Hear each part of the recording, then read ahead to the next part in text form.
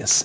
E manifestando as nossas ideias, passaremos agora a repercutir a economia neste ano de 2024. Porque se a economia foi determinante para a política nos Estados Unidos, para a eleição de Donald Trump, pode ser que isso também repercuta politicamente aqui, também nas próximas eleições, as eleições de 2026. A economia passou por momentos de turbulência neste ano. A Câmara dos Deputados aprovou o projeto que regulamenta a reforma tributária, que cria regras para o imposto sobre bens e serviços. Apesar dos esforços para chegar a um acordo, a medida levantou uma série de polêmicas, entre elas o imposto do pecado, que taxa produtos que podem causar vício, como bebidas e cigarros, e carros elétricos também, só para deixar claro que às vezes não tem nada a ver, eles colocaram no meio aí do imposto do pecado. Outra medida econômica foi a desoneração da folha de pagamento. Essa foi uma novela gigantesca, aquela desoneração para 17 setores da economia, que foi sancionada em setembro e só vale para este ano, ou seja, estamos encerrando 2024, hein? Atenção com isso. Mas a economia brasileira também enfrenta uma série de turbulências e com recordes negativos. A cotação do dólar, no final do mês passado, no final de novembro, o dólar chegou a passar dos R$6 pela primeira vez na história. Não é pela primeira vez em 2024, pela primeira vez da história do real. No final de novembro, o dólar passou dos R$6. Além disso, com a inflação em alta e o elevado preço dos alimentos, as perspectivas, as projeções para 2025 não são das melhores na avaliação dos economistas. Com uma alta pressão, o ministro da Fazenda, Fernando Haddad, anunciou um pacote para economizar 327 bilhões de reais num período de 5 anos. A questão é que no mesmo dia em que ele anunciou o pacote, vocês se lembram, há pouco mais de um mês, ele também anunciou a isenção do imposto de renda para pessoas que ganham até R$5.000. E aí é aquilo, né? Vamos equilibrar aqui as nossas contas, já que estamos cortando gastos, mas vamos deixar de arrecadar também, já que 80% praticamente dos brasileiros economicamente ativos deixarão de pagar o imposto de renda. E vai sobrar para quem? Para os 20% que continuam pagando. E com um detalhe, aqueles que ganham mais de R$50.000, mais de R$600.000 por ano, estarão naquele chamado imposto dos super ricos. Enfim, segundo o texto que agora já corre lá no Congresso Nacional. Como é que a gente pode avaliar a economia de 2024? Foi boa no saldo? Foi negativa? O que vocês me falam do ano de 2024 na economia? Diogo da Luz. Olha, acho que tem dois ângulos para olhar essa economia. Se a gente olhar pelo bolso do cidadão, o ano foi excelente. Por quê? O desemprego caiu, ou seja, houve mais procura por pessoas para trabalhar, a busca por mão de obra aumentou. Então isso traz mais dinheiro para o bolso. A inflação esteve sob controle, o crescimento foi maior que o esperado. Agora o mercado vem mostrando claramente que o ano de 2025 tende a ser totalmente diferente. E o mercado tende a acertar bastante nas tendências que enxerga. Portanto, se foi bom neste momento, primeiro, para o bolso do eleitor, para o mercado em geral não foi, e 2025 tende a ser um ano muito mais difícil. E uma coisa que eu fico intrigado, 2026 nós teremos aí sim essa redução no imposto de renda, mas teremos a entrada do novo imposto que muita gente diz que eleitoralmente vai ser ótimo para os candidatos. Só que eu fico pensando, no primeiro ano, esse novo imposto vai representar muito pouco, mas vai ser mais uma dor de cabeça, porque o velho imposto vai continuar a existir.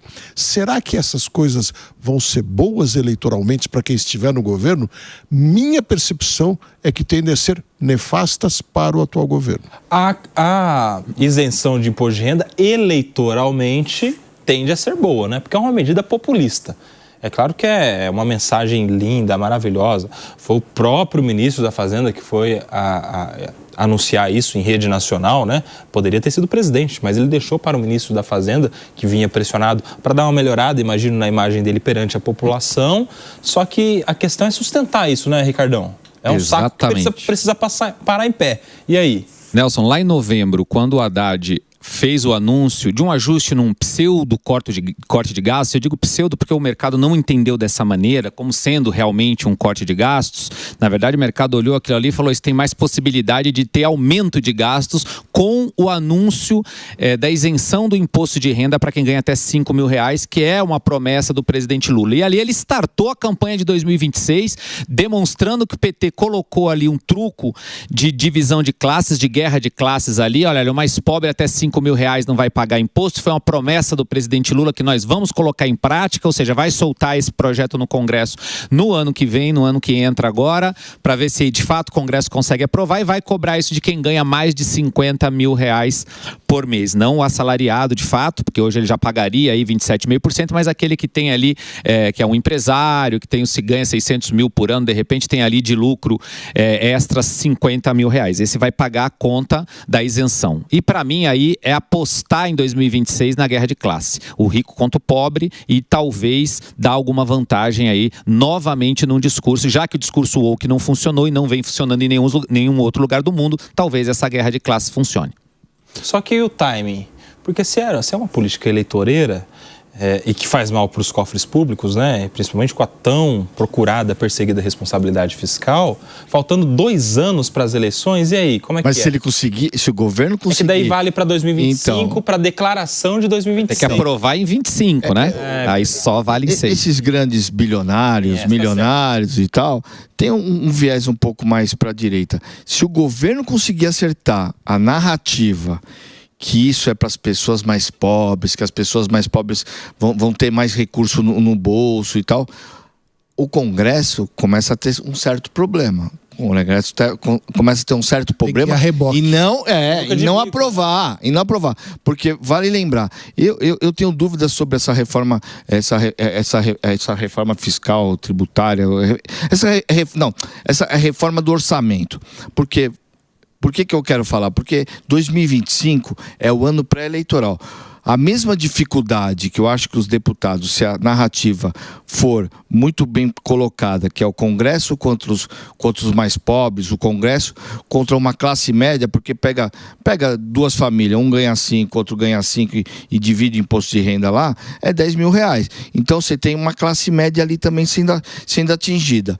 Mas esses cortes em ano eleitoral, eu venho dizendo ao longo dos meses aqui, muitas vezes eu vejo o ministro Fernando Haddad, que tem um esforço imenso em fazer cortes, com uma bola Wilson numa ilha sozinho. Porque o mundo político, os ministros políticos de infraestrutura, dos grandes ministérios, querem gastar. E agora, no ano pré-eleitoral, começa a colocar dinheiro agora para inaugurar no ano que vem, nas eleições. Então, é muito difícil, por mais que faça corte, segurar a gastança.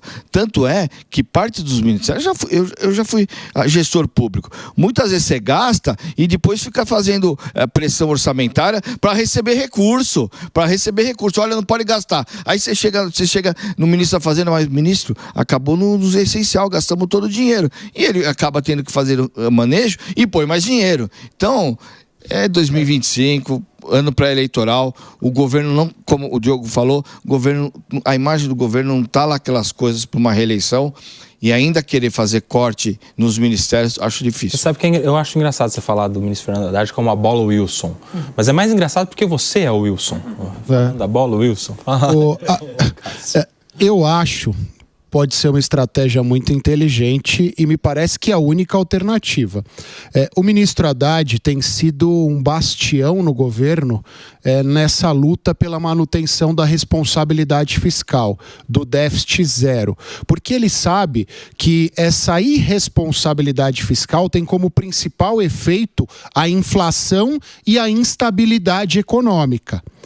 Então, no meu entendimento, essa redução, essa isenção tributária para aqueles que ganham até R$5.000 é uma cenourinha É um aceno que ele faz para a classe política. Olha, classe política, a gente vai fazer um gesto aqui para essas pessoas, porque na outra mão, na outra face, a gente precisa sim reduzir os nossos gastos. Então vamos fazer política com isso aqui, porque os outros instrumentos de política, os outros instrumentos eleitoreiros que nós temos, nós precisamos reduzir, sob pena de não termos economia depois disso. Então você faz um afaguinho aqui e com a outra mão você vai lá e derruba vários pacotes sociais, vários pacotes que o governo disponibiliza. Agora, vocês acham que essa coisa do governo mirar essas pautas econômicas, essa política de como o Ricardo Rose, apostar em talvez uma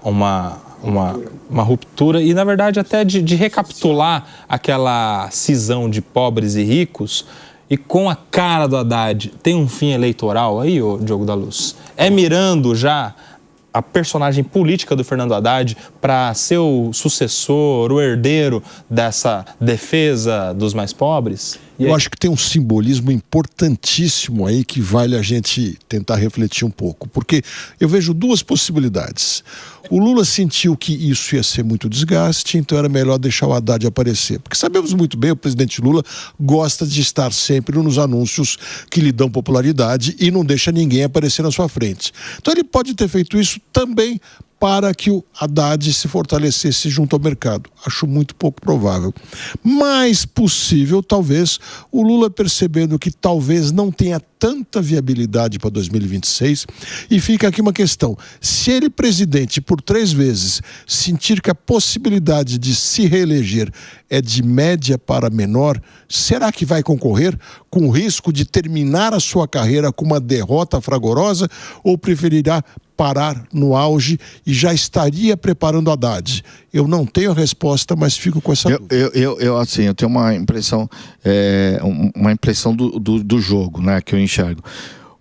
O sentimento que a picanha e a cervejinha não chegou na mesa das pessoas é muito claro, principalmente nesse eleitor mais humilde, o eleitor de baixa renda, que foi um grande responsável junto com o Nordeste, foi o grande responsável da eleição do presidente Lula. Lógico, tem diversos fatores, mas esse é um fator principal. Tanto é que quando as pessoas falam mal do governo Lula, eles dão sempre a história da cervejinha e da picanha. Essa história do imposto de renda, ela não está isolada, não está isolada. Eu não vou lembrar qual foi o programa, mas no mês de novembro passado agora, o presidente Lula também lançou um programa direcionado às pessoas que moram nas comunidades, não é? Vamos falar de forma mais clara, para quem mora nas favelas. Tanto é que ele se emocionou muito, que falou assim: eu vou começar, vocês que estão escondidos, que estão muitos anos escondidos, eu vou mostrar a cara de vocês, eu vou proteger vocês. Meu sentimento é que ele está mudando o rumo da política do governo dele, porque ele já sentiu que ele tem que se refortalecer nesse eleitorado, e esse eleitorado para ele é a base da eleição para 2026. Eu acho que até a gente falou há pouco, vale repetir, a questão das eleições norte-americanas. Ficou muito claro nos Estados Unidos, e acho que fica muito claro para os analistas do PT, que só essa narrativa woke, só essa narrativa para determinadas categorias não elege mais ninguém, inclusive representantes de esquerda. A esquerda cresceu na classe dos trabalhadores, fazendo política para os trabalhadores e para os mais pobres, e eles precisam se reconectar a isso. E o próprio Trump Lula, teve voto pra caramba dos mais pobres, coisas que não teve na eleição Lula passada. É o grande líder dessa categoria, então ele entendeu que ele vai precisar voltar para suas origens, para onde ele veio. Agora, sabe uma pauta que começou no ano e depois, morreu, que ia mexer na economia de alguma maneira? Vocês lembram da história da regulamentação dos Ubers, dos motoristas de aplicativo? Aquilo pegou mal, né? Mas nem a classe quer. É impressionante, como assim, você pega um Uber, pergunta: o que você está achando da proposta do governo de regulamentar? Tá assim, ninguém aprova. Mas você sabe, essa é a melhor mostra. Ninguém mais falou disso. Mas nós começamos esse ano de 2024 com essa proposta do Ministério do Trabalho. É a melhor mostra do quanto tem gente que se perdeu no discurso completamente. Esqueceu que os tempos andaram e que esse caso de aplicativos também, entregas de alimentos a domicílio e tal, foi uma nova modalidade que surgiu por interesse não só dos empresários que criaram, mas principalmente das pessoas que quiseram trabalhar nessa atividade. Aí o governo vem querendo propor as mesmas coisas da década de 60. Isso não pega. E o que é interessante, Diogo, é que ao mesmo tempo que faz uma proposta de regulamentação do Uber, direitos trabalhistas, também quero retroceder na jornada de trabalho 5 por 1, 6 por 1. Perguntem para algum Uber qual é a jornada de trabalho, se eles fazem essa jornada 6 por 1. Então é algo que é incoerente. A população, ela quer sim ter um poder aquisitivo melhor, maior, e aí é muito difícil nós falarmos que somos descendentes de origem japonesa e asiática, que faz parte da nossa educação, do berço, que o trabalho, o estudo faz com que a gente possa romper barreiras sociais, econômicas, e só com muito trabalho árduo. Então é algo muito com contrassenso, e que o povo está dando a resposta. E você sabe que essa coisa da pauta, já que você trouxe, Raquel, da pauta da 6 por 1 aí, da diminuição da escala, isso é muito mais uma pauta de político do que de trabalhador. Porque São Paulo mesmo é uma cidade construída na base do trabalho. Quantos nordestinos que migraram, eu falo isso porque eu sou descendente de japoneses, também sou descendente de paraibanos, que vieram do Nordeste, minha família materna, que vieram do Nordeste e ajudaram a construir o estado de São Paulo com trabalho. Não é 6 por 1 não, é 7 por 0, meus amigos. Graças a Deus agora as coisas melhoraram e tem pelo menos o descanso semanal remunerado para muitos trabalhadores, né? Até bíblico isso daí. Deus trabalhou 6 dias, folgou no 7º e falou para todo mundo fazer igual. Fala, Goba, tem até uma questão que a gente já discutiu aqui no programa outras vezes. Pesquisas indicam que mesmo aqueles que são empregados, registrados, CLT, o sonho profissional da grande maioria é ser empreendedor, é ter o próprio negócio. Então até essa narrativa de regulamentação do Uber, jornada de trabalho 6 para 1, não condiz com o desejo real das pessoas, né? É uma distopia do governo, às vezes, isso. Mas você sabe, mas o negócio do Uber, sabe o que eu acho também? Eu posso estar falando bobagem, né? Você não erra. Não, mas é achismo. O negócio do Uber também não deu certo, porque as pessoas que estão no Uber, elas estão lá por um sentimento, tô aqui de forma momentânea. Estou aqui de forma complementar a uma renda. Olha, algo não deu certo na minha vida, eu vou aproveitar essa história do Uber e vou garantir o sustento da minha família. Mas boa parte deles, eu estou fazendo o meu sentimento, sim, não se vê trabalhando no Uber a vida toda. Ele continua procurando uma outra oportunidade. Porque, inclusive, parcela deles tem faculdades, sabe? Vira e mexe a gente vê que é engenheiro, administrador. Então eles têm um sentimento que aquilo é momentâneo. Então eles não querem nem se registrar e também não querem ficar pagando imposto, trabalhar o dia inteiro e mais imposto, sabe? Eu acho que também não querem limitações, né? Porque mesmo para esta fase da vida em que eles estão fazendo um trabalho ali, ou seja, para complementar a renda, ou para cobrir um vácuo ali de desemprego, de procura por novas oportunidades, eles não querem que venha o governo e fale, você só pode trabalhar tantas horas, você só pode trabalhar se for assim, assim, assado. Ele precisa da liberdade.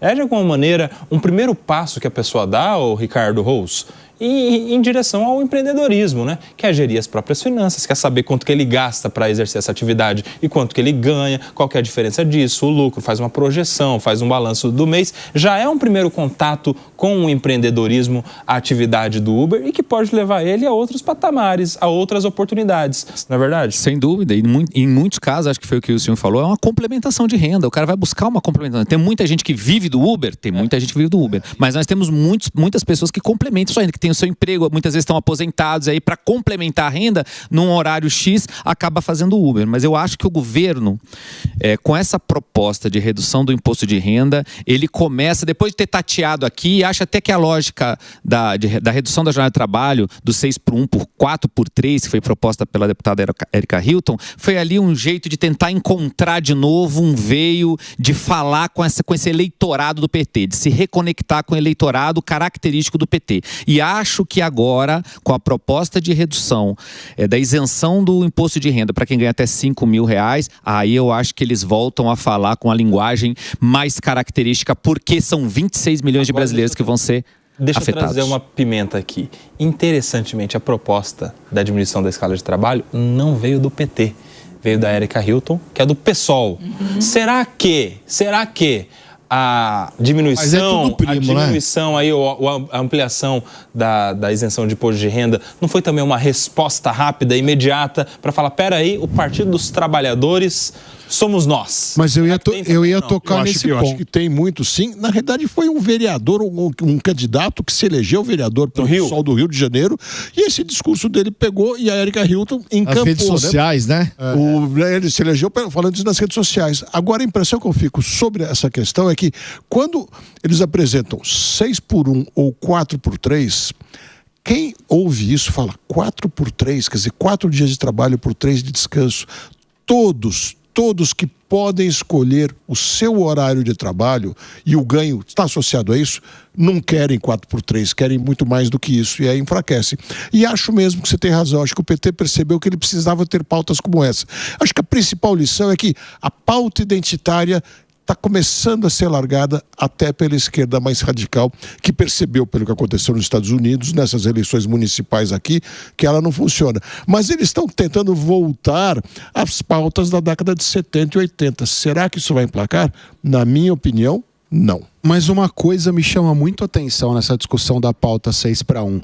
Nós não vimos, inclusive aqui na Paulista, nas manifestações, uma única bandeira de sindicato. Nós não vimos, pelo menos eu não vi, um único líder sindical brigando pela escala 5x2 ou contra a escala 6x1. 4x3, na verdade. Que seja, mas eu achei engraçado os fatos, me chamou muito a atenção o fato do sindicato, dos representantes dos trabalhadores não estarem nesta briga. Não sei se não é do interesse deles, eu não sei se hoje, e é até engraçado a gente constatar isso, os sindicatos defendem mais as empresas por conta da manutenção dos empregos do que qualquer outra coisa. Esse fator me saltou muito aos olhos e tem me intrigado desde então. O ministro veio a público, ministro Luiz Marinho, veio a público de imediato refutar a ideia. Acho que sem muitos cálculos políticos também em relação a essa manifestação. Falou que não, isso aí tem que ficar no campo das negociações sindicais, acordos coletivos de trabalho, convenções coletivas, isso aí tem que ficar para os sindicatos negociarem, cada um de acordo com a sua realidade, com a demanda de trabalho, com o peso, né, de cada um dos trabalhos. Tem trabalhos que são mais, e aí justificaria um pouco mais essa maior folga, enfim.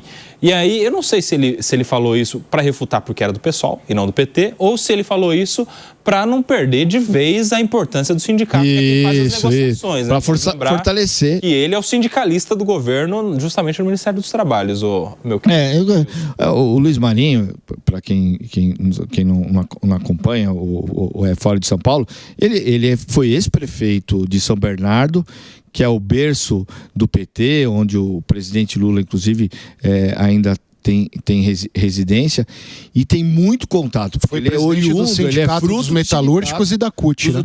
dos metalúrgicos, e foi prefeito de São Bernardo. Ele aproveitou, ele viu um gancho e puxou aquilo para ele.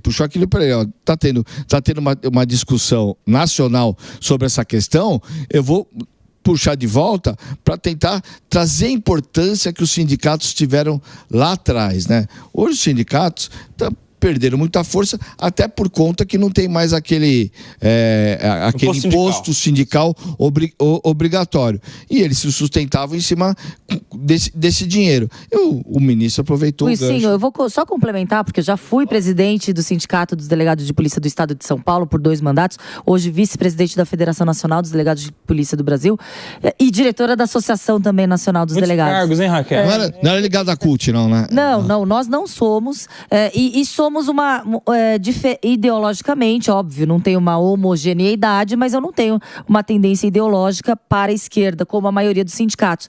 Mas eu acho que mais do que isso, eu concordo com tudo que foi falado por você, parlamentares aventureiros que não representam os interesses da classe, no caso dos trabalhadores, pegarem uma pauta que afeta diretamente os direitos dos trabalhadores, jogarem para o público para um alto ganho, não o ganho representativo de forma legítima. E isso acontece muito. Atrapalha os empreendedores também, né? E isso acontece muito, porque muitos querem falar em nome de classe, ou no caso dos trabalhadores, que é pior, porque é uma classe muito heterogênea, como se um parlamentar tivesse legitimidade para falar em nome daqueles. Então, eu acho que foi muito acertada a manifestação do ministro do Trabalho, até porque um parlamentar, ele não pode propor algo que vai totalmente contra o que aqueles trabalhadores pensam e o que deveria ser representado. As análises que a gente teve aqui no decorrer do ano, a partir dessa notícia aí, o Ricardo Rosso, foi justamente a seguinte: se passar um negócio desse, puder trabalhar só 4 dias por semana cada trabalhador, mantendo o mesmo salário, porque não pode ter redução de salário, né, por questões constitucionais, das duas, uma, ou este empresário, se ele tiver um pouco mais de capital de giro, um pouco mais de folga nos seus cofres financeiros, ele mantém o negócio e repassa o aumento desse custo, contrata mais gente para suprir a demanda do trabalho e repassa esse custo no valor do produto ou do serviço, e aí as coisas ficam mais caras e isso aumenta a inflação. Ou se ele já está ali vendendo o almoço para comprar a janta, ele simplesmente quebra.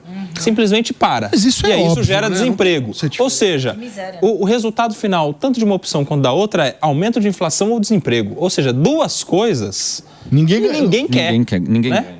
Lembrando que a maior parte dos empregos estão nos pequenos e médios produtores, médios comerciantes, empresários que provavelmente não teriam capital para manter, para contratar mais alguém com o custo que nós temos da mão de obra aqui. Mas vale lembrar, pessoal, que o projeto apresentado pela deputada federal Érica Hilton surgiu, como o Diogo falou aqui, num movimento de TikTok no Rio de Janeiro, que jogou na internet e na internet ele colou. A deputada, ela simplesmente foi procurada por esse movimento que chama Vida Após o Trabalho ou qualquer coisa parecida com isso. Inclusive ajudou a eleger uma pessoa candidata a vereador com uma boa votação no Rio de Janeiro em cima desse movimento de TikTok. Literalmente foi nessa plataforma que o movimento ecoou. Eles procuraram a deputada entendeu ali que como estava fluindo no TikTok, estava numa ascendência, ela abraçou e se propôs. Inclusive numa fala na televisão, ela mesmo disse que ela não teve estudo nenhum para saber os impactos econômicos que a proposta dela traria. Ou seja, é uma onda que ela surfou na internet, do mesmo jeito que foi, eu acho que ela vai. Mas eu posso ser um pouquinho polêmica?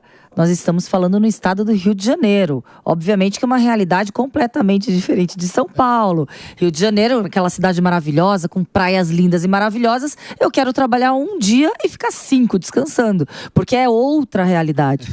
Eu ia até tocar nisso, né? As comparações também são poucos votos necessários, né? Se você convencer um nicho de pessoas de algo, você se elege muito bem votado, mas para vereador, para prefeito já não se elege. Mas eu me incomoda nessa proposta exatamente isso, né? Fizeram comparações com a Dinamarca, com a Finlândia, como se nós fôssemos um país Suíça, né? parecido com esse em termos econômicos, na quantidade de população, na nossa cadeia industrial. São cenários muito incomparáveis. É maluco. Tem um risco também, o risco jurídico disso. A Cássio pode explicar que se isso passa, isso é proposta de emenda à Constituição, isso não é projeto de lei. Sim. Se isso passa, isso é direito social, que para muitas pessoas é cláusula pétrea, né? Para muitas pessoas, inclusive majoritariamente. Ou seja, a gente não teria depois condições de rever.